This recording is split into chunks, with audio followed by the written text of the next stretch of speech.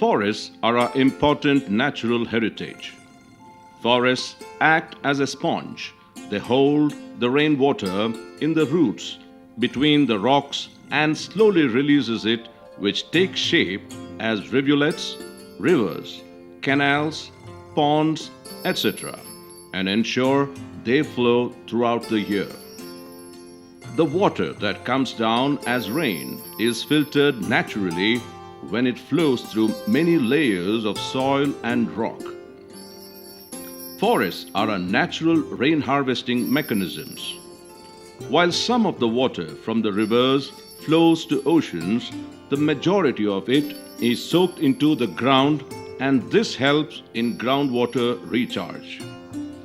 Good groundwater helps in retaining green cover.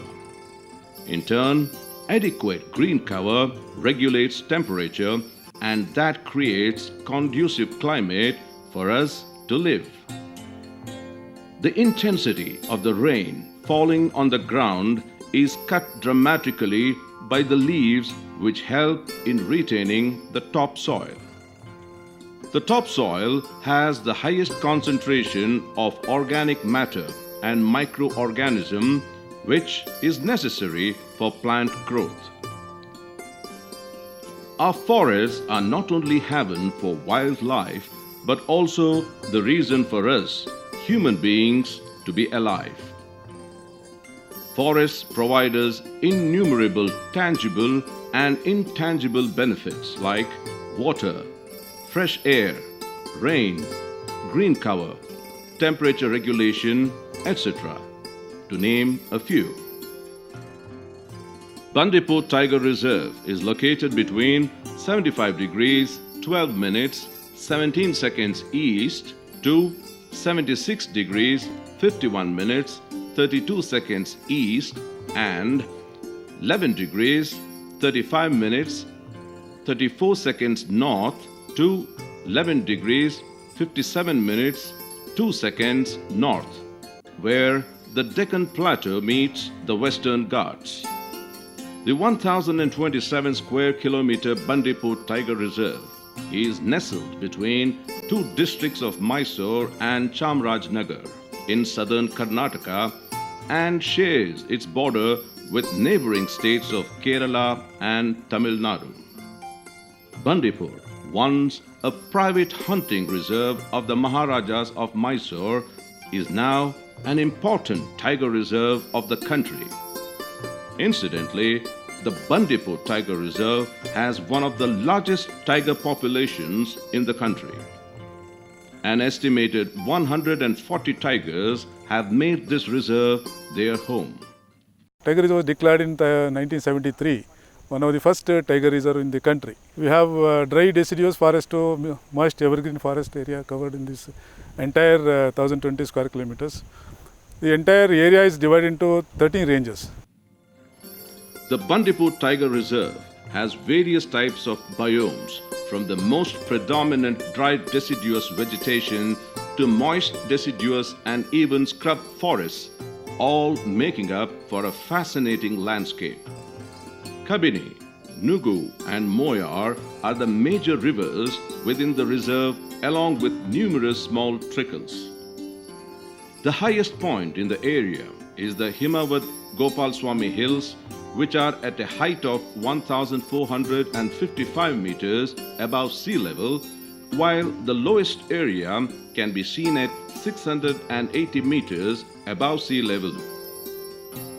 Bandipur has typical tropical climate with distinct wet and dry seasons. The Tiger Reserve received rains from both southwestern monsoon as well as the northeast monsoon. These two monsoons make sure that the Tiger Reserve has sufficient water for its denizens in the sweltering summer. The summers are usually dry and hot, lasting between March till the arrival of southwest monsoon showers in June. The reserve collects an average rainfall of 450 millimeters in a year. Like many protected areas in the country, Bandipur Tiger Reserve too has its share of human-wildlife conflict. About 200 villages that dot its periphery are in unending conflict with the wild animals. But summer times become the challenging ground for both the villagers as well as for the wild denizens. The Tiger Reserve is facing fifth consecutive year of drought. The hot, scorching summer sun dehydrates the very last drop of water, leaving behind parched, cracked waterholes. Many of the herbivores, like elephants and ungulates, stray into the adjoining villages and, in an attempt to get to water, end up destroying bore wells, taps, etc., and this adds to frustration of the villagers. ಆನೆಗಳು ಬಂದು ಬೆಳೆನೆಲ್ಲ ಹಾಳು ಮಾಡಿ ಅರಿಶಿನ ಬೆಳೆನೆಲ್ಲ ಬೋರೆಲ್ಲ ನೆಗ್ಗಿ machine ಮನೆಯನ್ನೆಲ್ಲ ಹೊಡೆದು sprinkler pipe ಗೀಪ್ ಎಲ್ಲ ಹಾಳು ಮಾಡಿದ್ದು. ಅದೇ ಫಾರೆಸ್ಟ್ನವ್ರಿಗೆಲ್ಲ ಅರ್ಜಿ ಕೊಟ್ಟು ಫೋಟೋ ಗಿಟ್ಟೆಲ್ಲ ಹೊಡೆಸಿ ಎಲ್ಲ ಮಾಡ್ಕೊಂಡೋಗಿ ರೇಂಜರು ಮುಖ್ಯ ಬಂದು ಅದ ಪ್ಲಾಟ್ ಇನ್ಸ್ಪೆಕ್ಷನ್ ಮಾಡಿ ನಾವು ಆದಷ್ಟು ನಿಮಗೆ ಏನು ಪರಿಹಾರ ಅದಕ್ಕೆ ಕೊಡ್ತೀವಿ, ನೀವು ರೆಡಿ ಮಾಡಿಸ್ಕೊಳ್ಳೋರಿಲ್ಲ ಅಂತ ಹೇಳಿದರು. The recurring drought brings hard time for the birds and animals of the reserve. Summer is also the time when Bandipur Tiger Reserve turns into a tinderbox. The dry forest is easily inflammable and few disgruntled individuals deliberately set fire to the forest as an act of revenge. Even a spark can take a huge toll on the wild flora and fauna. With burnt forests, the animals are under tremendous mental stress.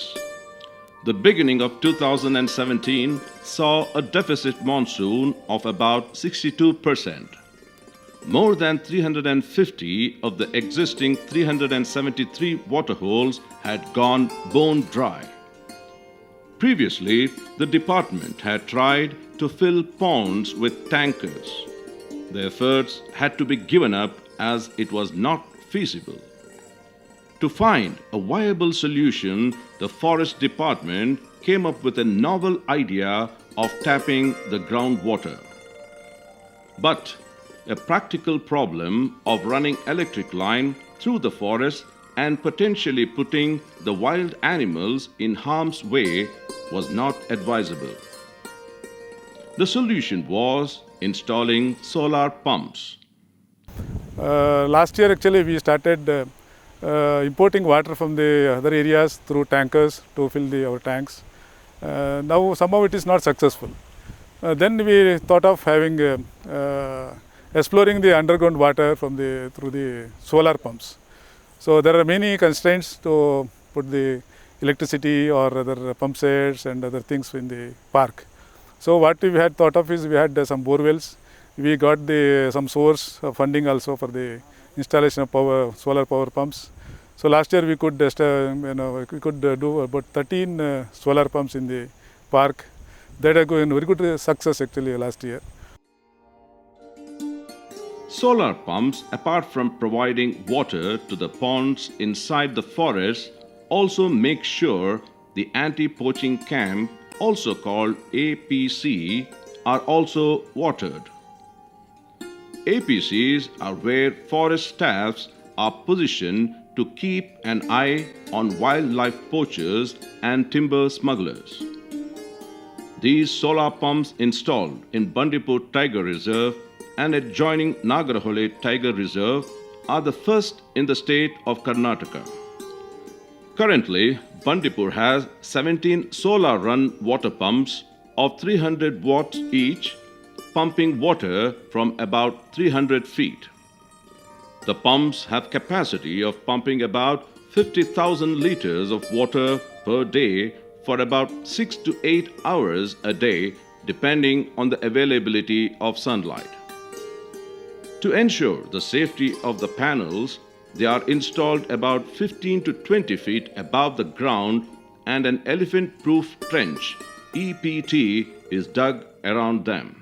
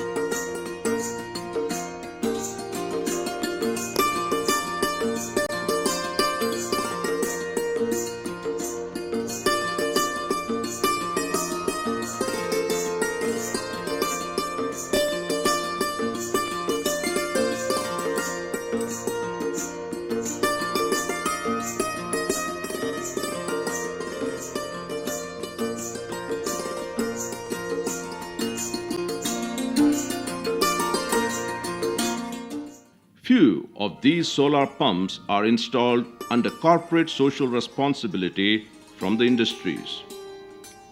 Post the solar pump installation, hundreds of animals are using these tanks. These pictures of camera trap are a testament to the fact that solar pumps has made a difference. Bandipur ವಲಯದಲ್ಲಿ 2 solar Bohr's ಇದ್ದಾವೆ.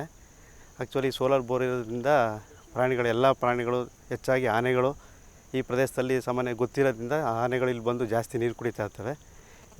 ಇಲ್ಲಿ ನೀರು ಕುಡಿಯೋದ್ರಿಂದ ಹೊರಗಡೆ ಪ್ರಾಣಿಗಳು ಯಾವುದೇ ಹೊರಗಡೆ ಹೋಗಲ್ಲ. ಹೊರಗಡೆ ಹೋಗೋದ್ರಿಂದ ರೈತರ ಬೆಳೆ ಯಾವುದೇ ನಷ್ಟ ಆಗಲ್ಲ. ಮತ್ತು ಅವ್ರಿಗೇನು ತೊಂದರೆ ಆಗಲಿ, ನಮ್ಮ ಕಂಪ್ಲೇಂಟ್ಸ್ ಆಗಲಿ ಡಿಪಾರ್ಟ್ಮೆಂಟ್ ಬಗ್ಗೆ ಯಾವುದೇ ಕಂಪ್ಲೇಂಟ್ಸ್ ಇದುವರೆಗೂ ಬಂದಿಲ್ಲ. Although there are few dissident voices against the department pumping underground water, the department has taken to installing solar water pumps as last option to ensure to the denizens and to mitigate the human-wildlife conflict. Let us not forget that we all are equally responsible for the current situation. Although the department is making all efforts to recharge the underground water by digging soak pits, it also needs to look into other methods of rainwater harvesting and make sure the water is available for the birds and animals, as groundwater is a fast depleting resource. So we are continuously drawing water ever since the need be. So there is a possibility that the groundwater table will soon be depleted. So there is a need for recharging this groundwater table as we keep drawing. For that we have taken recharge pits around our bores where we are drawing water. So that will be roughly around 3 feet on either sides from where the rainwater can come and fall in it. And multiple layers first in order to purify, we have thick boulders followed by minor sands, and which will be ultimately slit open. There will be in the bore pipe there will be a small slit that will be open so that the water can penetrate to that pipe and go to the groundwater. So this is a continuous process which will ensure that as and when we use the water through pumping, it is also being replenished by this artificial recharge. So this artificial recharge not only helps the recharge of the bore, the present bore, but also of the nearby areas. So in coming days we have to take up this artificial recharge in a big way so as to see that our bores doesn't dry up in future. Apart from the villages on the fringe, there are numerous resorts outside Bandipur which are exerting tremendous pressure on natural resources of the reserve. While few of the resorts even boasts of swimming pool and other water-related entertainments, and all of the water coming either from groundwater or from the nearby villages. Development and conservation cannot be done by the department. It requires help of all publics and general public and even NGOs and all. We should support and we encourage our staff also. And unless the support of the public and society, we cannot conserve the forest and wildlife. As we all know, this forest and this wildlife conservation has got a lot of benefits, tangible, intangible benefits are there. So unless we conserve and protect our wildlife, for the future generation we cannot see the nature, we cannot see the water, we cannot get anything else, even we cannot get the oxygen also. So I request all the publics and all the children, students, NGOs, everybody, all the public to support us and to also participate in the conservation, participate in the protection of wildlife and nature. Water is a natural resource for which we all have to be responsible. Saving forests is not only saving water but also saving ourselves. According to the Constitution of India, Article 48 and 51, it is the bounden duty of every single citizen of our country to protect and preserve our natural heritage. Let us be judicious in using potable water and leave behind clean protected areas for the wild animals and also for our children, the inheritors of the land and its natural resources.